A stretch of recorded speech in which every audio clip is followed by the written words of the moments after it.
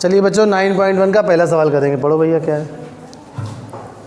पहला, सर्कस का एक कलाकार एक 20 मीटर लंबी डोर पर चढ़ रहा है जो अच्छी तरह से तनी हुई है और भूमि पर सीधे लगे खंभे के शिखर से बंधा हुआ है। यदि भूमि स्थल के साथ डोर द्वारा बनाया गया कोण 30 अंश का हो तो खंभे की ऊंचाई ज्ञात कीजिए।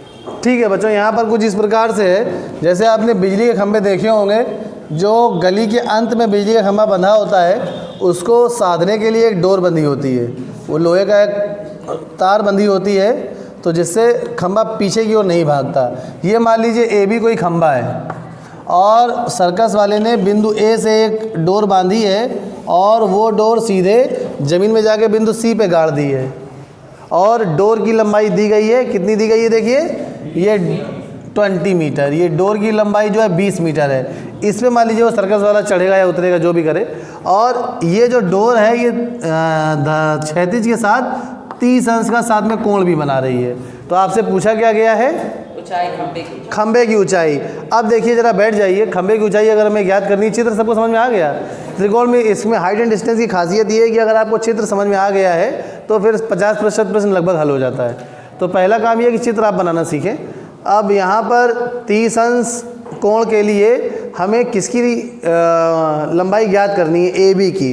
तो 30 अंश के लिए ए बी लंब है, 30 अंश के लिए ए बी क्या है, लंब है। अब बचा हमारे पास आधार और कर्ण, तो आधार और कर्ण में दिया क्या है, कर्ण दिया है, मतलब हमें वो त्रिकोणमितीय अनुपात लगाना होगा जिसमें लंब और कर्ण आता हो।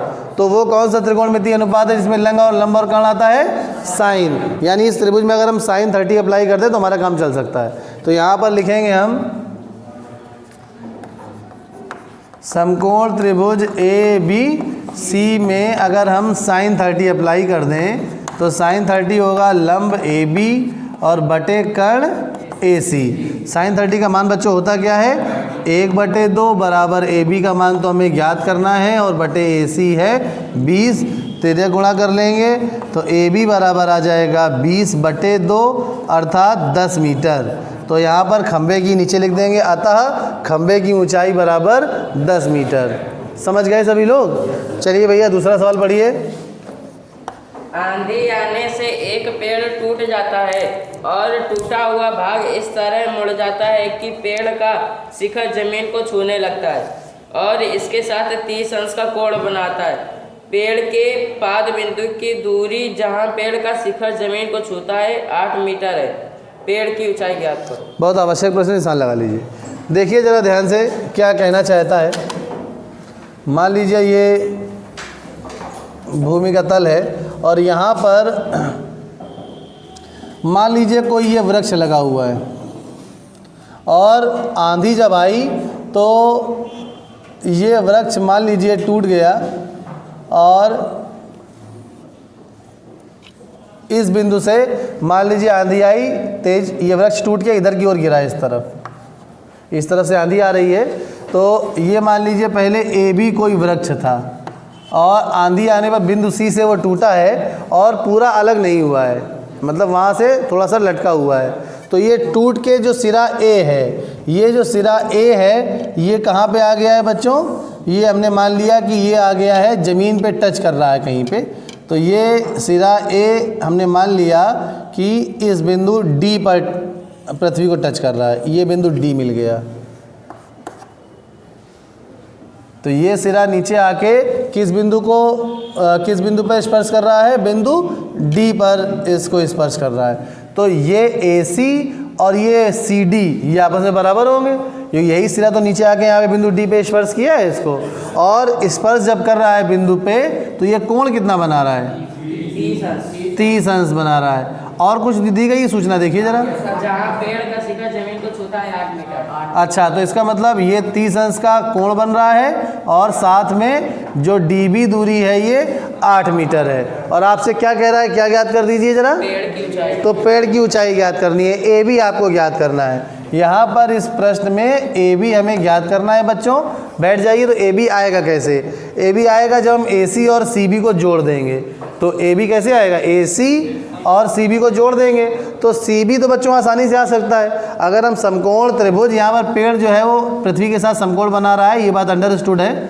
तो यहाँ पर अगर हम त्रिभुज DBC को देखें तो 30 अंश के लिए हमें CB अर्थात लंब को निकालना है और 30 अंश के लिए दिया क्या है, आधार। तो लंब और आधार किस में होता है, tan में। तो अगर हम tan 30 अप्लाई करेंगे तो CB आ जाएगा हमारे पास। और उसके बाद AC और निकालना है, मगर AC और CD आपस में बराबर हैं। तो अगर हमने CD निकाल लिया तो वही तो AC होगा। तो CD निकालने के लिए हम फिर इसी त्रिभुज में sin 30 लगा लेंगे। sin 30 लगाएंगे, CB हमारे पास आ चुका होगा और DC आ जाएगा। या cos 30 लगा लेंगे, आधार दिया गया है 8 और DC हम निकाल लेंगे, कर्ण निकाल लेंगे।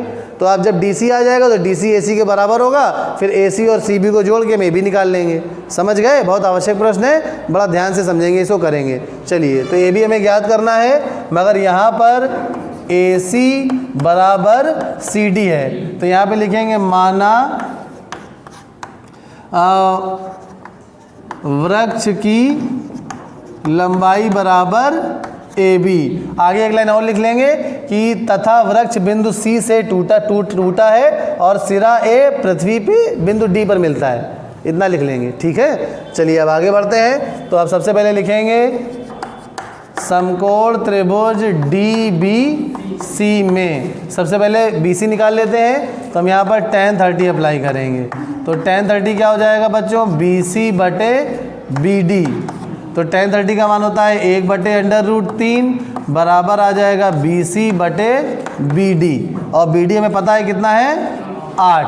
तो ये गुणा कर लेंगे तो BC बराबर आ जाएगा, BC गुणे √3 बराबर 8 होगा। तो जब BC निकालेंगे तो 8/√3 हो जाएगा। यहाँ पे देखिए BC गुणे √3 बराबर 1 गुणे 8 आ जाएगा। तो जब √3 को उधर भेज देंगे तो BC बराबर 8/√3 हो जाएगा। अब BC आ गया हमारे पास। अब हम क्या लगाएंगे, इसी में cos 30 लगा लेते हैं। चलिए, cos 30 जब अप्लाई करेंगे तो cos थीटा बराबर क्या होता है, आधार बटे कर्ण। तो 30 अंश के लिए आधार क्या है, BD। तो आधार हो गया BD और कर्ण हो गया DC या CD। अब देखिए cos 30 का मान क्या होता है, √3/2 बराबर BD कितना है बच्चों, 8 और CD हमें ज्ञात करना है। तो फिर से तिर्यक गुणा कर लेंगे तो 8 दूनी 16 और √3 नीचे चला जाएगा तो CD बराबर हो जाएगा 16/√3। समझ में आ रहा है सभी को? अब देखिए ज़रा CD किसके बराबर होगा, CD बराबर होगा AC के, और फिर ये दोनों बराबर हो जाएंगे 16/√3 के। कोई दुविधा किसी को? अब इसके पश्चात हमें वृक्ष की लंबाई AB ज्ञात करनी है। तो फाइनली हम लिख देंगे AB बराबर AC धन CB।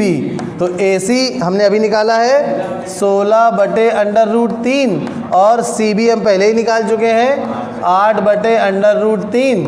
तो यहाँ पर √3 तो लासापा हो जाएगा। तो 24 बटे, या डायरेक्ट ना लिखिए 16 धन 8/√3। तो अभी आ जाएगा 16 और 8 24/√3 AB की लंबाई। अब यहाँ पर हमें एक काम और करना पड़ेगा, परमीकरण, रेशनलाइजेशन।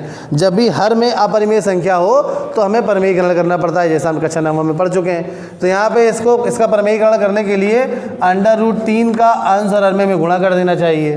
तो अब यहाँ पे 24 गुणे √3 और √3 और √3 गुणा होगा, कितना हो जाएगा, 3। और अभी आ जाएगा 8/√3। यही हमारा आंसर हो गया। AB बराबर 8/√3 मीटर। और एक काम और कर सकते हैं, √3 का मान रख के दशमलव में भी आंसर निकाल सकते हैं। तो अब दशमलव में अगर √3 का मान रखना चाहें तो आंसर हो जाएगा AB बराबर 8 गुणे √3 का मान होता है 1.732। 3 डेसिमल प्लेसेस तक यही होता है। अब आगे गुणा कर लेंगे, इसको याद कर लीजिएगा, दो मान, √2 का मान याद कर लीजिए 1.414 और √3 का मान याद कर लीजिए 1.732। जब वर्गमूल निकालेंगे तो दशमलव के 3 स्थानों तक इतना ही आएगा। हालांकि और आगे आता चला जाएगा, मगर हम लोग इतना ही लेते हैं केवल। यह प्रश्न में जितना दिया उतना ले लेंगे। 8 में 2 गुणा करेंगे, 8 दूनी 16 की 6 हासिल लगे 1, 8 3 24, 1 25 की 5 हासिल लगे 2, 8 7 56, 57 58 की 8 हासिल लगे 5, 8 एकम 8 5 13। तो 13.865 मीटर आया है। मगर हमें दशमलव में 2 स्थानों तक उत्तर लिखना होता है। तो उस दशा में हम क्या करेंगे, तीसरे स्थान का एस्टिमेशन करेंगे। तो अगर दशमलव के हमें 2 स्थानों तक उत्तर लिखना है और तीसरा स्थान 5 या 5 से बड़ा है तो तीसरे स्थान को हटा देंगे और दूसरे स्थान में 1 जोड़ देंगे। अगर तीसरा स्थान 5 से छोटा है अर्थात 4 तक है तो तीसरा स्थान हम ऐसे ही हटा देंगे, दूसरे स्थान में कोई परिवर्तन नहीं करेंगे। तो अब यहाँ पर आ जाएगा इसका उत्तर 13.86 मीटर। दशमलव में इसका उत्तर आ जाएगा 13.86 मीटर और √3 के हिसाब से 8 √3। समझ में आ गया सभी को? चलिए नोट कर लीजिए बच्चों।